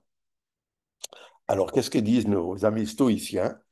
Eh bien, ils disent tout simplement, il y a ce qui dépend de moi et ce qui ne dépend pas de moi. Donc, je suis responsable de ce qui dépend de moi, mais je ne suis pas responsable de ce qui ne dépend pas de moi, ce que font les autres. Donc, la gestion du stress, comme la gestion de notre propre vie, les paramètres, des challenges qui viennent de notre vie, me sont là pour me réapprendre à penser. Ils sont là pour qu'ils me disent que je dois réapprendre à me contrôler.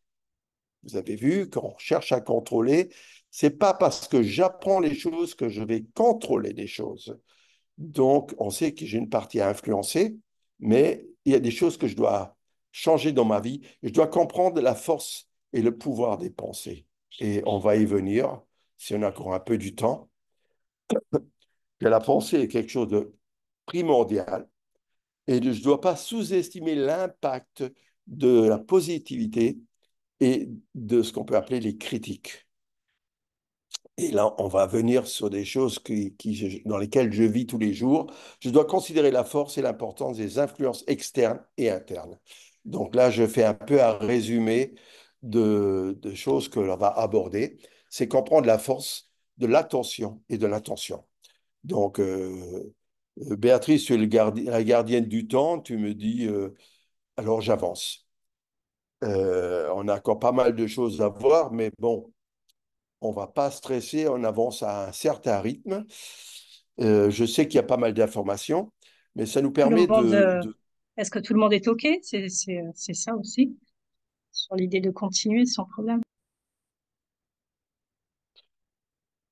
que personne réagit. Je Oui, bois oui, un oui, coup. oui, s'il vous plaît. C'est-à-dire, Nathalie, c'est OK, on continue sans problème. Combien de Ok. temps encore pour toi, Ah ben, c'est François? toi qui me dis, hein, c'est toi qui me dis. Bon, je me rappelle Encore plus, mais 15 minutes et 5 minutes de méditation ou une demi-heure, tout ben, simplement. 15 minutes, on va pas courir la première partie, mais on en fera plus la prochaine fois. Sinon, une demi-heure avec les dernières minutes, les 10 dernières minutes méditation. D'accord. On va avancer un peu, ok. Alors, on peut commencer maintenant à mieux comprendre ce que je dois faire. Et pour ça, il faut se poser la question, mais oui, mais il commence où ce stress? Mais avant tout, il n'est pas dehors, le stress, il est dans ma tête. Il est dans mon mental, au fait, il est au cœur de mes pensées. Eh bien, on peut se poser, alors d'où elles viennent, ces fameuses pensées? Et là, on arrive à quelque chose que vous avez sans doute déjà travaillé, étudié. Qu'est-ce qui est à l'origine de mes pensées?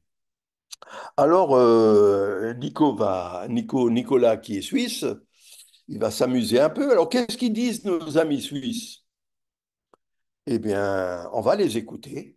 Les amis suisses, ils disent, quand on sait ce qu'on sait, quand on entend ce qu'on entend, quand on voit ce qu'on voit, eh bien, je ne suis pas surpris de penser ce que je pense.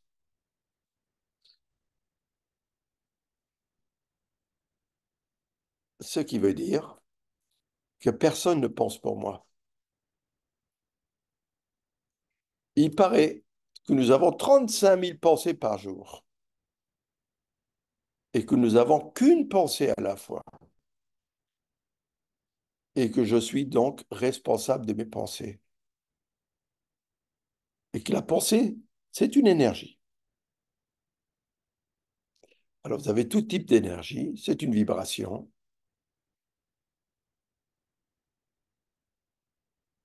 Elle peut être positive, elle peut être négative, elle va créer une émotion, un sentiment, et elle va créer un état d'âme. C'est là qu'on se rend compte que, comme je disais, le stress commence dans ma tête, il commence dans mon mental, ce sont mes propres pensées. Mais alors, elles viennent d'où ces pensées quand on sait qu'on en a 35 000 par jour, mais qu'on n'a qu'une pensée à la fois, donc c'est à moi de gérer ces pensées. On dit que je suis responsable des pensées, que c'est une énergie, c'est une émotion, elle crée des émotions. Donc on va un peu voir ensemble, oui, euh, est-ce que je peux apprendre à gérer ces pensées puisque c'est la graine de tout ce qui m'arrive. Eh bien oui, c'est une énergie, c'est une vibration, c'est une onde qui ressemble un peu à ça. Vous avez tous vu un peu ces graphiques, mais c'est une onde, eh bien, c'est des ondes qui sont un langage un peu technique, comme une vibration. Elles sont parfois en phase, elles sont parfois en opposition de phase, elles s'amplifient parfois, elles arrivent à s'annihiler. C'est ce qu'on peut dire quand j'entends par en phase, en opposition de phase, c'est quand on met deux vibrations ensemble, soit les ondes, elles se superposent, donc elles s'amplifient, soit au lieu de s'opposer, de s'amplifier, de se mettre en de se mettre en unité, en phase, elles s'opposent, donc elles s'annihilent, elles s'annulent. Et donc, pourquoi je parle de ça? Alors j'ai la question en dessous. Quand une pensée de colère affronte une pensée de paix, que se passe-t-il? Et pourquoi? Eh bien, heureusement, cette loi existe aussi au niveau des pensées vibratoires, non, pardon, j'ai le hoquet, qui viennent aussi dans nos pensées qui sont comme des ondes. Est-ce que vous avez fait cette expérience? Quand quelqu'un est en colère avec vous ou contre vous, qui vous affronte avec la colère, ou peut-être simplement qui est profondément irrité, peut-être pas tout à fait la colère, qui est très irrité, qui monte le ton. Donc on a l'impression que les ondes vont être d'une grande amplitude et qu'on pourrait croire que la colère va quelque part annihiler la paix, que la colère va quelque part détruire la paix. Eh bien non. La paix est une onde qui est très lente. C'est une onde qui est capable d'annihiler la paix. Et vous avez fait cette expérience quand quelqu'un est irrité face à vous et que vous restez en paix. Eh bien, cette personne, tout doucement, va retrouver son état normal, son état de paix, si on peut dire. Eh bien, c'est que tout simplement, la paix, comme l'amour, comme le bonheur, et on verra plus tard, ce sont nos ondes naturelles. Elles arrivent à supprimer des ondes qui sont anormales, qui ne font pas partie de la nature de l'être profond. Eh bien, c'est une loi qu'on devrait tous connaître. Quand quelqu'un est irrité, c'est pas que je dois m'irriter pour le calmer. Quand quelqu'un est en colère, c'est pas en me mettant en colère que je vais calmer sa colère. Ça ne marche pas. Quand les ondes sont en phase, quand ma colère va être en phase avec la colère de l'autre, je vais amplifier la colère. Par contre, si lui il est en colère, moi je vais mettre en opposition de phase, je vais me mettre en paix, je vais être dans le sourire, je vais être dans le bonheur avec beaucoup de bienveillance. Attention, si je suis en paix, il faut pas que il faut qu'ils sentent la bienveillance. S'ils sentent que je vis la paix, mais avec un petit point d'ego, ça ne marchera pas. Il faut que je sois en paix avec beaucoup de bienveillance et que l'autre sent que son irritation ne me touche pas et qu'au contraire, que je suis presque désolé que lui soit en colère et que ça vaut pas la peine de se mettre en colère, que son irritation, mais on va discuter, il n'y a pas lieu d'être en colère, soyons tranquilles. S'il sent que tu vas l'aider dans son stress, parce que s'il est en colère, c'est qu'il est en stress. S'il est irrité, c'est du stress. Eh bien, je vais l'aider. Je vais l'aider. Eh bien, pour l'aider, je ne vais pas entrer dans le stress. Je vais lui montrer que justement, je ne suis pas dans le stress. Eh bien, je vais lui faire une belle leçon d'influence. Je vais rester en paix. Je le regarde avec beaucoup de compassion. Je le regarde avec silence. Eh bien, il va tout doucement entrer on espère, dans une phase de tranquillité, de peut-être un peu de silence. Eh bien, en rentrant dans une phase naturelle, eh bien, enfin, on va à nouveau rentrer dans une conversation normale. On va enfin pouvoir dialoguer parce que vous avez sans doute être entré dans cette conclusion quand quelqu'un est en stress. Quand je suis en stress, il n'y a pas de dialogue, il n'y a pas de conversation. On ne converse pas avec quelqu'un qui est irrité. On n'arrive pas à des conclusions quand quelqu'un est en colère. Il faut attendre que cette vague un peu maléfique passe pour qu'on puisse enfin travailler, parler. Parce que nous sommes des êtres humains qui ont besoin d'être des sages. Et c'est seulement quand on est sage, quand on est dans une fréquence normale, qu'on peut arriver à des discussions normales et qu'on peut être constructif. Je ne peux pas être constructif quand je suis irrité et quand je suis sous stress. Donc là, c'est une grande leçon qu'on doit apprendre et je dirais, maîtriser, mais maîtriser tout simplement. C'est ce que font les gens qui pratiquent la méditation, c'est d'être dans ces ondes, qu'on pourrait dire des fois alpha, des ondes qui sont très particulières, qui sont des ondes de silence, de paix. Et on peut voir qu'une onde positive, une onde d'espoir, d'optimisme, de bienveillance, de respect, de gratitude vont automatiquement créer une dynamique constructive. Les pensées négatives, critiques, les pensées de manipulation, de réprobation, de blâme, vont créer une énergie négative, une énergie de victime, une énergie de déprime. Et c'est pour cela que la pensée négative est hyper dangereuse. Et elle est dit très dangereuse pour une raison que vous connaissez tous.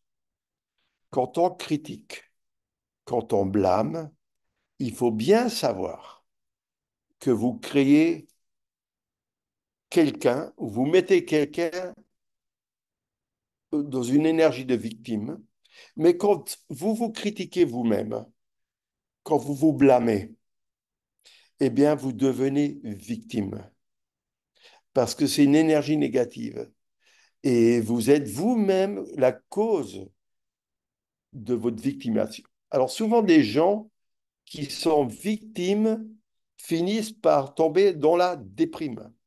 Et on a plein de gens autour de nous qui dépriment. Mais il est très difficile de leur dire qu'ils dépriment, c'est de leur faute. On ne peut pas dire ça à une personne. Mais pourtant, souvent, on déprime parce qu'on est victime et parce qu'on est victime de notre propre appréciation ou de notre mauvaise appréciation. Ce qui veut dire, on est victime d'un propre blâme. On est victime parce qu'on se dit, je ne sais pas faire, je suis nul, je...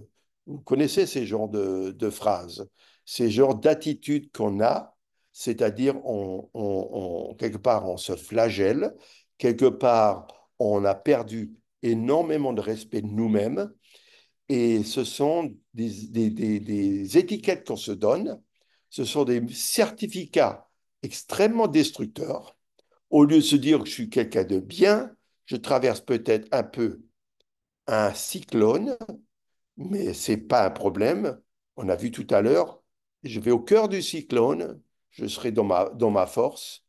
Et le respect du soi te dit, mais non, tu es quelqu'un de très bien, que le cyclone est là pour m'enseigner quelque chose et que ce cyclone m'apprend quelque chose et que je suis en train de devenir beaucoup plus fort, je suis en train de devenir un sage. Donc, je reste dans une dynamique constructive, je reste bienveillant, je reste optimiste, et pour cela, je vais pouvoir créer quelque chose. La victimisation, l'énergie négative, que ce soit pour le soi ou pour les autres, est extrêmement destructeur. Et donc, c'est un énorme facteur de stress. Donc, ne cherchez pas le stress à l'extérieur, le stress est en nous. Et qui crée le stress? Ben, c'est moi. Le stress ne vient pas de l'extérieur. Je suis créateur du stress. Et c'est ce que beaucoup de médecins devraient apprendre avant de donner des antidépresseurs. Ils devraient enseigner aux gens l'antidépresseur ou le jogging vont t'aider, mais avant tout, c'est une attitude interne. Donc, il peut se présenter, bien sûr, sous différentes formes. Alors, il y a quelques éléments que vous avez déjà entendus qui sont des facteurs que l'on connaît autour de nous. C'est ce qu'on appelle un peu les effets. L'effet de l'aimant, comme un aimant magnétique, mais qui marche aussi l'aimant de l'amour. On attire, on repousse les gens, les événements, les circonstances qui sont en accord avec mes pensées dominantes. Donc, comme mes pensées dominantes sont positives, c'est les pensées dominantes d'amour, de bonheur, et bien j'attire les gens, les événements qui sont en accord avec ce que j'envoie. Et donc, c'est l'effet de l'aimant. On a tous envie d'être aimés, on a tous envie d'être attirés par des gens agréables, on a envie aussi que les événements autour de nous se passent bien.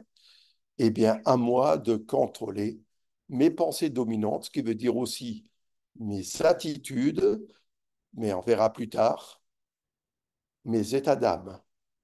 Donc, mes états d'âme changent aussi mon facteur aimant, mon facteur attractif. Je deviens un aimant, donc je deviens une boussole pour les autres. Il y a l'effet de l'aspirateur, que vous avez sans doute remarqué. Si je ne suis pas vigilant, eh bien, je peux être aspiré dans une atmosphère négative en toute innocence. C'est-à-dire qu'autour de moi, il y a des vibrations, il faut l'admettre, qui sont néfastes, qui sont hostiles, mais quand je ne suis pas vigilant, je deviens un aspirateur. Au lieu d'être un aimant, eh bien, j'aspire autour de moi une atmosphère négative en toute innocence et je quitte, on peut dire, mon trône, comme disent les yogis. Je suis plus dans mon trône du roi qui maîtrise l'aimant qui attire. Eh bien, je suis un aspirateur qui aspire malheureusement la négativité et je tombe dans la négativité et je risque d'être une victime. Et il y a l'effet du masque où je me deviens une victime. L'effet du masque, c'est chose qu'on fait facilement, rapidement, parce qu'on porte des masques. On est obligé de porter des masques dans notre société parce on doit gérer, il faut être diplomate dans la vie. On ne peut pas tout dire dans la vie. Devant un enfant, je ne dis pas tout. Je suis obligé de mettre des masques. Vous mettez un masque devant, quand vous êtes arrêté par la police, vous mettez un masque dans un magasin, etc. Mais des masques qui sont tout simplement nécessaires pour m'adapter en société. Mais il y a aussi les masques qui me permettent de me cacher derrière des choses que je ne veux pas faire voir. Mais il faut faire attention. Il y a les autres personnes qui ne croient pas ce qu'elles voient, mais elles croient ce qu'elles ressentent. Donc, si vous portez un masque et vous prétendez être dans le grand bonheur, vous prétendez être la personne la plus heureuse du monde, la plus riche, et que la personne sent que le masque cache une vérité, eh bien la personne va ressentir que vous bluffez. Donc, porter ces genres de masques est une grande perte d'énergie. Et là, vous trichez avec vous-même, donc il y a des grandes chances que vous allez stresser. Alors, on avance encore un peu, et ensuite on va peut-être arrêter. Alors, on peut aussi se poser la question, mais d'où vient cette information? Ben, de quelle information parle-t-on? Ben, cette information qui va se traduire en pensée. Parce que on dit, oui, mais je suis dans un monde d'information. Ben, l'information, elle vient de différentes choses. Ben, je suis sollicité en permanence. Donc, on peut dire, bon, je suis sollicité, donc quand j'ai une bonne nouvelle, ben, j'ai des bonnes pensées. Et donc, j'ai une mauvaise nouvelle, j'ai des pensées qui m'angoissent, des pensées qui me stressent, puisqu'on dit que ben, la pensée, elle vient de l'information. Mais alors, comment maîtriser ce flux? Comment maîtriser ces informations qui viennent autour de moi? Ah bah ouais. Alors, en fait, il y a trois types d'informations. Et je crois qu'après, on va un peu s'arrêter, mais je vous réponds un peu ça. Ben, on dit que mes pensées viennent des informations, mais quelles informations? Eh bien, les premières informations qui viennent dans ma tête, qui viennent dans mon mental, et viennent déjà de mes cinq sens. Mes oreilles, mes yeux, ma peau, mon nez, ma langue, toucher. Ben, c'est l'ouïe, l'odorat, le goût, le toucher, la vue. Bien sûr, puisque notre corps est doté des cinq sens, et heureusement, il m'envoie de l'information en permanence, puisque je vois, j'entends, etc. Donc, ces informations, elles viennent en permanence me solliciter. Alors, est-ce que je peux maîtriser mes cinq sens? Est-ce que je peux? On va voir. Mais j'ai aussi des informations qui viennent de mon subconscient. Ben, qui viennent d'où?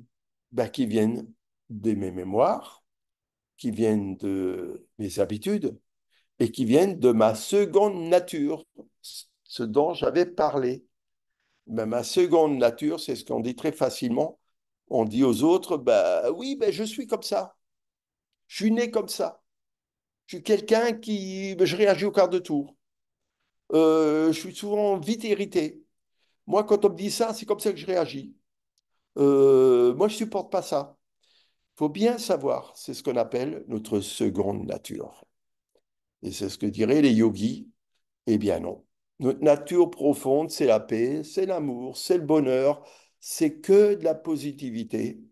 Et si je suis aujourd'hui devenu une personne qui est un peu angoissée, une personne qui s'irrite facilement, une personne qui a quelques mauvaises habitudes, qui n'a pas de patience, sachez bien, ce n'est pas vous, c'est votre seconde nature. Alors, comment est arrivée notre seconde nature? On verra ça. Cette seconde nature, je l'ai créée. Je suis le créateur de ma seconde nature. Et donc, il y a un autre aspect d'une information qui vient, et ben, c'est mon imaginaire. Ben oui, on n'a pas besoin d'avoir de l'information qui vient de mes cinq sens, qui vient de mon subconscient, et j'ai mon imaginaire, comme diraient les poètes, c'est ma muse. Donc, c'est quelque chose de très beau. On est tous des rêveurs. et on peut être seul avec soi-même et on a de l'information qui vient dans mes pensées et qui me font réagir. Voilà. Je pense que je vais arrêter là. On reprendra là-dessus pour aller plus loin, pour nous rappeler qui est au cœur de tout ça. Eh ben, qui est au cœur de tout ça? Ben, c'est moi. Qui est au cœur de tout ça? C'est ma conscience. C'est cette entité spirituelle que je suis, cet être sacré, cet être vivant, cet être sensible que je suis. Donc, on va apprendre à mieux se connaître et mieux canaliser ce manque tous ces événements. Pardon. Il faut que je boive quelque chose et Je crois que la je gorge est en commence train à de te avoir dire. la voix irritée. Alors Ce qui justement, a est-ce dit, qu'il y a ce qui a dit que des la personnes? fin de notre première entrevue, Ouais, ben oui, il faut que j'apprenne à mieux me connaître pour mieux contrôler, mais contrôler sous le sens positif, pour mieux comprendre ce qui se passe autour de moi, ce qui se passe en moi et ce que le sage a compris, ce qui lui appartient et ce qui ne lui appartient pas, et ce qu'il est capable de changer et ce qu'il est capable de ne pas changer, mais de surfer sur ce qui ne peut pas changer. Donc, je reviens à ce que j'ai dit tout à l'heure. Le stress n'existe pas. C'est quelque chose que je crée. Il ne vient pas de l'extérieur. C'est quelque chose que je crée en moi. Mais pour ne pas stresser, il faut que j'apprenne beaucoup de choses. Il faut que j'apprenne à maîtriser certaines choses. Eh bien, la vie d'un yogi, pour vous qui déjà pratiquez la méditation, eh bien, vous avez tous compris cela, que je dois contrôler mon mental, et pour ça, je dois le comprendre, que je ne dois pas être affecté par le monde autour de moi. Vous allez dire, facile à dire, je suis le premier je vous le confirme, c'est pas facile, mais c'est le bonheur de la vie, c'est d'apprendre, de grandir, de, de devenir des sages. Voilà, Béatrice, on reprendra ben, la semaine prochaine. Je crois que c'est comme ça que ça a été planifié. samedi On prochain, essaiera même de, on essaiera 10 heures. d'améliorer peut-être la situation de l'écran, si on peut, je ne sais pas. Ouais. Mais François, bon, mais tu peux peut-être arrêter le partage d'écran, comme ça on te verra un peu grand, François, si tu veux. si j'arrête le partage de l'écran, ok. Oui, comme ça Oui, on mais te je ne peux verra pas le mieux. faire. Ben, j'aimerais bien le faire, alors je peux faire Il y a un ça et bouton puis arrêter le voilà, partage. voilà, arrêter le partage et là, Ouais, parfait, Voilà. Je parfait. vais ouvrir vos écrans aussi, comme ça, juste pour le temps de et méditation. Si vous avez vous des me voyez questions, des mieux ou partages. vous me voyez Oui, on mieux te voit ou bien. Bah ah oui, il fait d'accord. jour chez toi maintenant. Ça y est, le jour s'est levé. J'ai le bonheur de voir mon balcon. Est-ce que vous voyez là, je suis ravi, je suis très très fier de de mon bouquet, de mes fleurs. Vous les voyez? Ah oui, des roses du désert. Les roses du désert. Ouais, Vous elles appelez sont ça les belles. roses du désert. On Ah appelle oui, ça c'est ainsi. on Ici, appelle ça ouais, des frangipaniers. Ah, c'est un les frangipanier. frangipaniers. Ok, ouais, Voilà. ça a deux noms. Regardez, Alors, le jour se lève en Polynésie, mes amis. super. Bon, S'il y a des je reviens remarques, vers vous. s'il y a des remarques, des questions, n'hésitez pas. C'est enregistré, donc ça va être sur la page YouTube de Raja Yoga Replay, R-E-P-L-A-Y, Replay Raja Yoga. Vous avez eh bien, toutes les enregistrements des dernières conférences, exposés et d'ailleurs ceux qu'a réalisé aussi François, donc celui d'aujourd'hui sera aussi présent. Donc, si vous avez des remarques, des suggestions ou encore des partages, des questions, en tout cas, moi déjà, je te remercie, François. C'était vraiment très riche. Ça permet vraiment d'avoir justement, comme en miroir, comme une remise en question.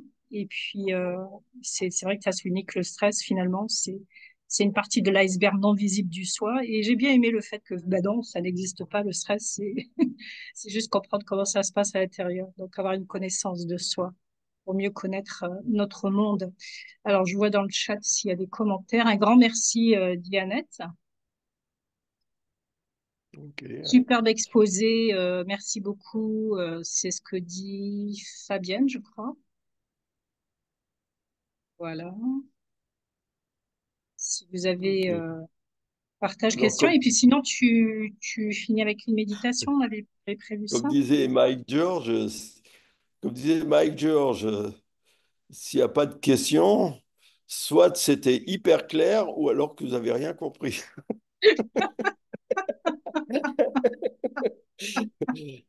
Ça, c'est des expressions.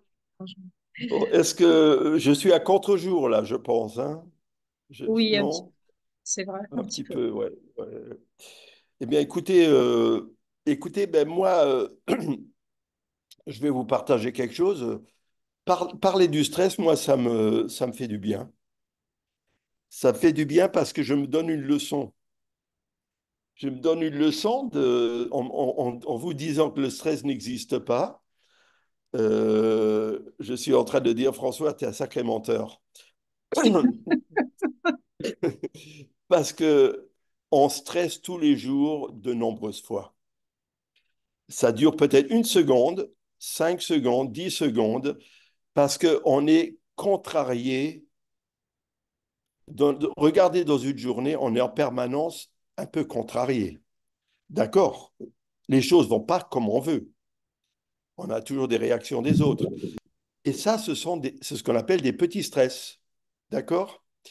Eh bien, ça nous apprend tout simplement que on est contrarié, mais ça fait partie de la vie, c'est normal. Et c'est comme ça, là, il y a un beau ciel qui se dégage sur la Polynésie, mais il pourrait pleuvoir. Est-ce que je suis contrarié quand il pleut? Donc, ça m'apprend à accepter la vie, à avoir la gratitude avec ce qui est autour de moi, à ne pas être ce râleur permanent comme peut l'être le français, qui est jamais content, toujours râleur, toujours critique. Eh bien, ça m'apprend à m'accepter, à accepter le monde et accepter les défis. Mais les défis j'allais presque dire, qui m'apprennent à vivre, à être une meilleure personne, à être agréable, à être gentil. Voilà. Donc, je vous dis, parler du stress, ça m'apprend à devenir une meilleure personne et qui développe de la gratitude. Mm. La gratitude, ça aide beaucoup. C'est ce que je pratique en ce moment. Et c'est vrai que ça permet d'être dans une autre énergie, une nouvelle énergie, plus de bienveillance. Il y a Daniel qui dit qu'il y a eu des paroles, certes, mais les vibrations bienveillantes et de paix sont bien reçues. Et vivement samedi prochain, le temps que j'arrive à descendre l'élément, et il veut plus descendre. Donc très instructif aussi. Merci, dit Nathalie. Et Il y avait une dernière parole. merci à vous de me faire lever à 3h30 du matin. Parce que, parce que là, bah, on va sur les 6 heures du matin ici. Donc, on est ensemble depuis 2 heures, mes amis. C'est beau la vie. Merveilleux, vivement samedi prochain. Merci François, dit Michel. Et puis, une citation de Bouddha que nous a écrit Nathalie, la vie est l'impermanence des choses. Ça t'inspire Parfait, tout à fait. Oui. pour démarrer en Comme je vous ai méditation? dit, c'est une grande philosophie de vie. Le stress nous aide comme je dis, si cette philosophie de vie, vous ne l'avez pas encore construite, ou on l'a construite tous, ça nous aide. Ça nous aide énormément je disais tout à l'heure d'Einstein, à relativiser les choses. Il n'y a jamais rien de grave. Comme les Suisses, ils diront, il n'y a pas le feu au lac. Euh, et, euh, et prenons la vie du bon côté. comme on l'apprend dans les îles. Je pense que vous l'apprenez comme ça aux Antilles, du Oui, moins mais moi. oui, mais il y a Bien, plus d'influence, comme tu dis, et voilà, il y a quand ben même. oui, il y a là. Et c'est une raison pour. Vous savez, c'est le monde chaotique qui fait des bonnes personnes. Comme on dit, un monde fort fait des gens faibles, mais un monde faible, c'est un monde en chaos, fait des gens forts. Donc, nous sommes, malgré les apparences, nous sommes dans un monde qui est en crise. Alors, les apparences sembleraient que il y a tout dans les supermarchés. Quand on tourne les clés de la voiture démarre, alors qu'à l'époque, il fallait une manivelle. Les apparences nous semblent dire qu'on appuie sur un bouton et la clim se met en route. On appuie sur un bouton, on a les informations de l'autre bout du monde. Ça, c'est les apparences d'un monde facile. Mais ce sont les apparences d'un monde faible aussi.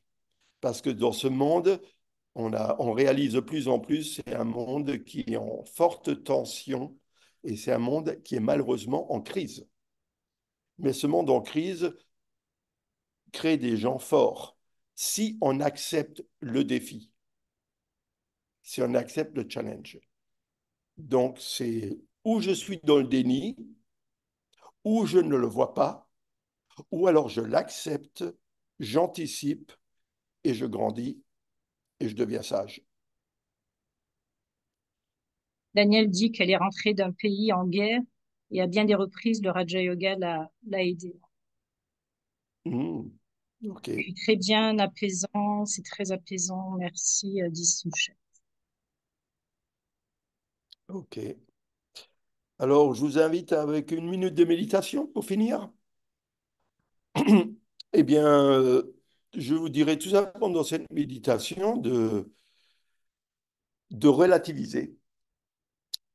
Et dites-vous bien que on a la chance d'être en vie, on a la chance d'être en bonne santé, on a la chance d'être encore dans un monde où le soleil se lève et que la vie est encore belle autour de nous, de simplement d'avoir beaucoup de gratitude, de trouver au fond de nous de la paix et de la paix, je dirais, un contentement si on peut le joindre, un peu de paix et un peu de silence. Je vous invite une petite minute de silence.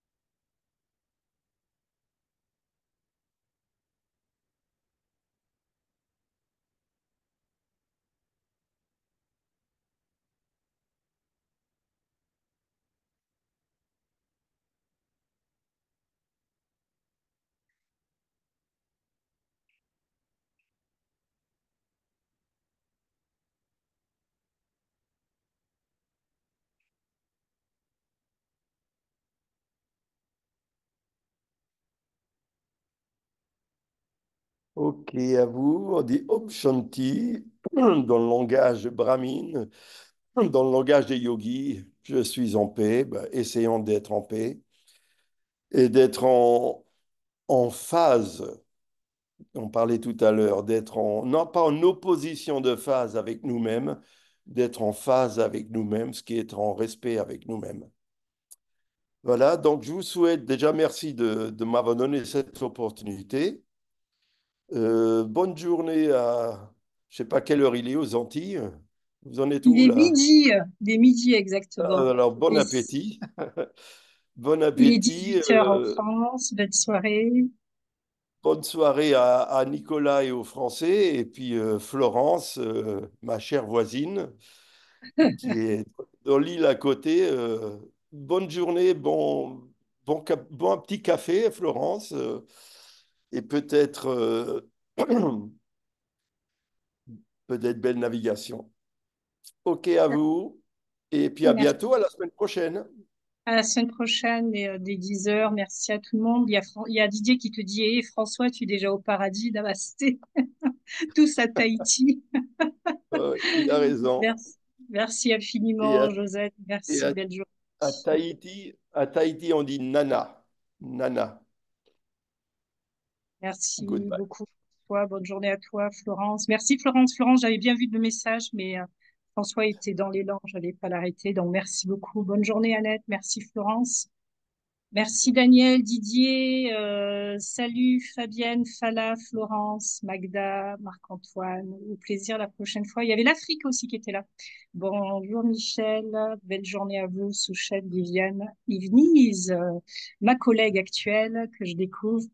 Donc, merci et très belle journée. À samedi prochain avec plaisir. Merci, François. Namasté. Namaste. Merci à vous deux et au présent.